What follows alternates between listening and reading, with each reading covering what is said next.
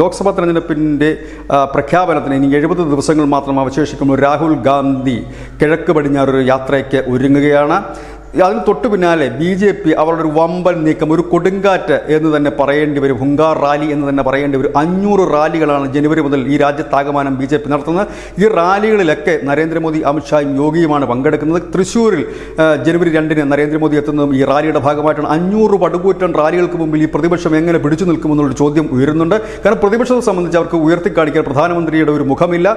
ഏതായാലും അവർ പ്രധാനമന്ത്രി എന്ന് കുറച്ചുപേരെങ്കിലും വിശ്വസിക്കുന്ന രാഹുൽ ഗാന്ധി ഏതായാലും കിഴക്ക് പടിഞ്ഞാറ് നടക്കാൻ തീരുമാനിച്ചിരിക്കുന്നു സാഹചര്യം. നിതീഷ് കുമാർ അകത്താണോ പുറത്താണോ എന്നറിയാൻ കഴിയാത്ത സാഹചര്യം. മമതയാണെങ്കിൽ ഒന്നും മിണ്ടാത്തൊരു സാഹചര്യം. അങ്ങനെ പ്രതിപക്ഷം ഛന്നഭിന്നമായി നിൽക്കുമ്പോൾ BJP തകർത്ത് തരിപ്പണമാക്കുന്ന ഒരു കൊടുങ്കാറ്റായി രാജ്യമാകമാനം ഒരു 500 റാലികളുമായി വരുന്നു. ഒപ്പം തന്നെ ശ്രീരാമ ജന്മഭൂമിയിൽ അയോധ്യയിൽ ക്ഷേത്രം ഉയരുന്നതിന് വലിയ ആഘോഷത്തിമുറിപ്പിലേക്ക് രാജ്യം നീങ്ങുന്നു.